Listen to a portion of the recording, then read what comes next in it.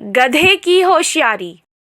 एक गांव में गोपाल नाम का एक किसान रहा करता था। उसके पास जो जमीन थी वो उसमें अलग अलग फसल उगाया करता था।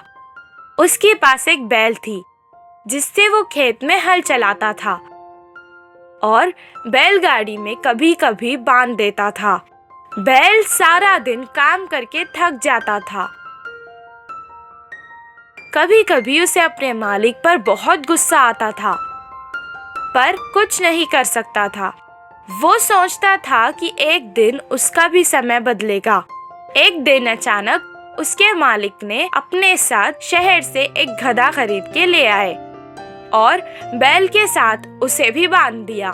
गधा बैल के साथ बात करके दोस्ती करना चाहता था। वो उससे कहने लगा, हमारे मालिक तुम्हें अच्छे से देखते हैं। गधे की बात सुनकर बैल दुखी हो गया और अपना सारा हाल सुनाने लगा। ये सुनकर गधे ने कहा, अगर तुम्हें काम से बचना है तो मैं एक उपाय देता हूँ। इसी बात का वो इंतजार कर रहा था कि कोई उसे काम से बचने का उपाय दे। तुम खाना पीना छोड़ दो और बीमार होने का नाटक करो। इससे मालिक तुम्हें कोई काम नहीं देंगे।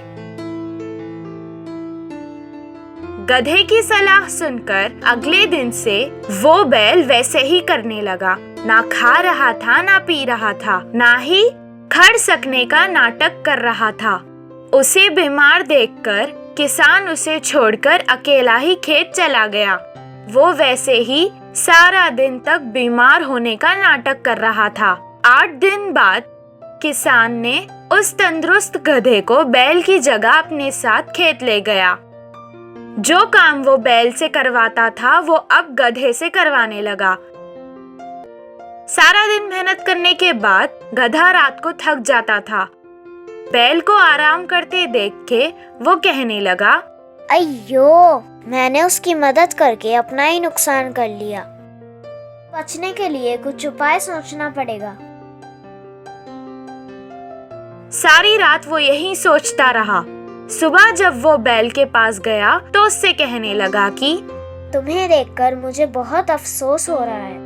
तुमसे आजकल कुछ काम नहीं होने के कारण तुम हमारे मालिक पर बोझ बनते जा रहे हो। मैंने कल मालिक को बात करते सुना था कि वो तुम्हें अब पशुशाला बेच रहे हैं।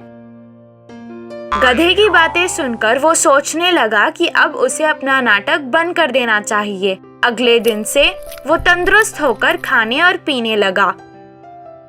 उसे तंदुरुस्त देखकर किसान उसे अपने साथ खेत ले गया। अब वो उससे ही सारे काम करवाने लगा। इससे गधे को आराम हो गया। इस कहानी से हमें ये शिक्षा मिलती है कि कभी कभी किसी को सलाह देने से भी हमें परेशानी हो सकती है। बाघ के बच्चों का शिकार। एक जंगल में एक बाघ रहती थी। उसके 2 बच्चे थे और वो बच्चे बहुत ही शरारती थे। माँ बाघ हर रोज अपने बच्चों को थोड़ी देर शिकार करना सिखा देती। छोटे छोटे जानवरों का कैसे शिकार किया जाता है करके दिखाती थी। ऐसे पूरे दिन जंगल में घूमकर शाम को अपने गुफा में पहुँच जाते। एक दिन माँ बाघ अपने बच्चों को साथ लेके शिकार के लिए चल पड़ी। कुछ दूर जाने के बाद वे सब एक पेड़ के नीचे रहकर दूर के उन पेड़ों को देखते हुए माँ बाघ ने बच्चों से कहा, वो देखो, उन पेड़ों के पीछे से एक हिरन रहती है। वह खाने के लिए बाहर आएगी।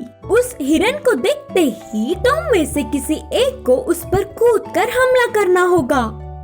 माँ, मैं जाऊंगा, मैं हमला करूंगा, बोलते हुए उत्साह से छोटी बाघ ने चिल्लाया। अच्छा ठीक है बेटा, तू ही पहले कूद उस पर, माँ बाघ ने कहा। ऐसे वे बहुत देर तक इंतजार करते रहे। इंतजार कर करके कमजोर होने पर उस बाघ की बच्ची ने कहा, वो अभी भी बाहर क्यों नहीं निकल रही है माँ? शिकार करने के लिए सब्र करना पड़ेगा। खाने के लिए कितना भी देर हो, इंतजार तो करना ही होगा। बोलते हुए माँ बाघ ने उत्साह बढ़ाया और कुछ देर बाद हिरन उस घने पेड़ों से बाहर आई। उसे देखते ही दूसरी बाघ की बच्ची उसके लिए भागने लगा, लेकिन हिरन ने बाघ का आना तुरंत पहचान लिया। और उसके हाथ ना लग पाते हुए तेज भागने लगी। ऐसे बाघ उसके पीछे बहुत दूर तक पड़ा, पर हिरन देखते देखते ही बहुत दूर चली गई। आखिर में घने पेड़ों में जाकर गायब हो गई। अब ना कुछ कर पाते हुए उदास होकर मुंह लटका के माँ के पास चला आया। काली हाथ लौटने पर बड़ा बाघ उसकी मजाक उड़ाते हुए चिढ़ाने लगा। उसके भाई के भी चिढ़ाने पर वह बाघ की बच्ची ने कहा, माँ, शायद मुझे शिकार करना ही नहीं आता। देखो ना, मैं उस छोटी सी हिरन को भी नहीं पकड़ पाया। बोलते हुए उदास होकर रोने लगा। माँ बाघ ने अपने बच्चे को संभालते हुए कहा, कमी तुझ में नहीं है। तू तेरे मजे के लिए उसके पीछे भाग रहा था, लेकिन वो अपने प्राणों को बचाने के लिए भाग रही थी। अब अच्छे से सोचो, तुम्हारे मजे बड़े हैं या उसके प्राण? इसीलिए वह तुमसे ज्यादा तेज भाग सकती थी। एक बार अगर तेरा पेट भूख से तड़प रहा हो ना, तो तुम ऐसे कितने भी हिरनों का शिकार कर सकते हो। माँ के बातों से बच्चों ने सच जान लिया। फिर शाम ढलने पर वे सब अपने गुफा के लिए निकल पड़े। शरारती बंदरों का झुंड।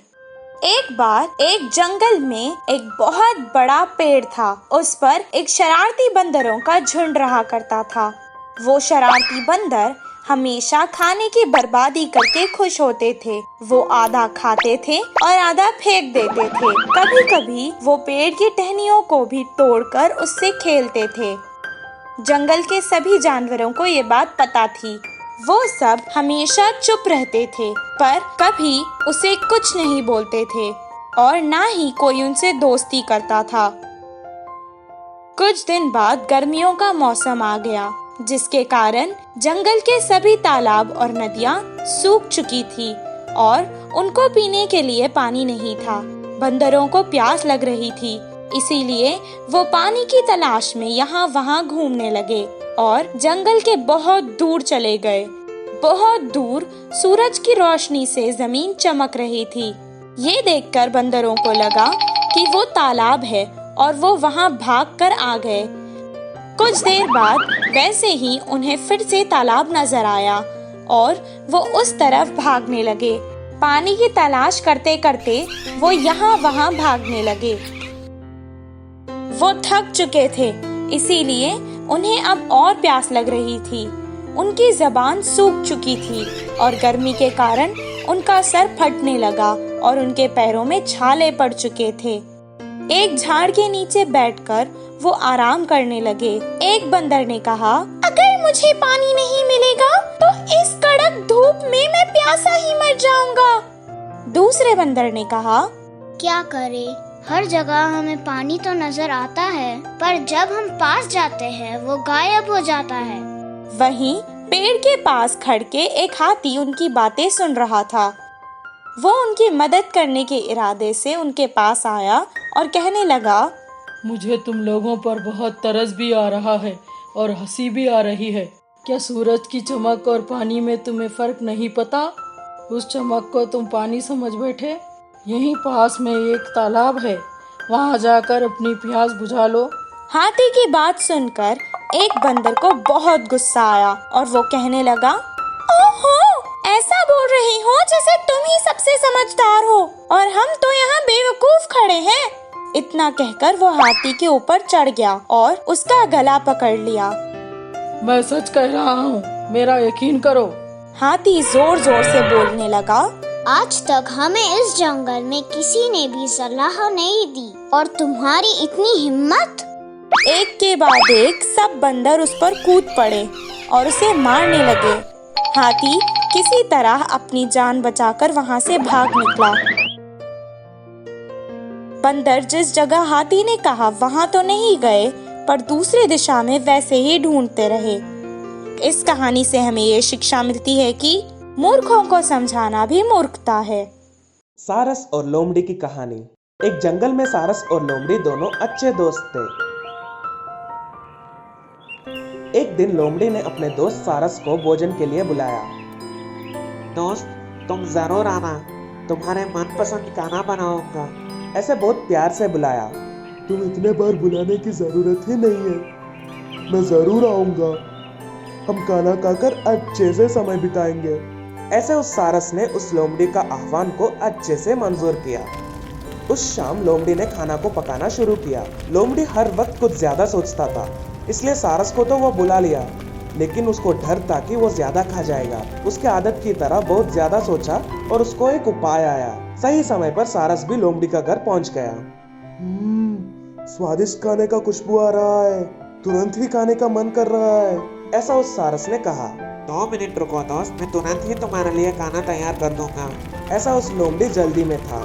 दोनों दोस्त खाने के लिए तैयार हुए। लोमड़ी ने ऐसा थाली रखा जिसमें सारस अपना चोंच से खा नहीं पाया। थोड़ा प्रयत्न किया लेकिन ज्यादा खा नहीं पाया।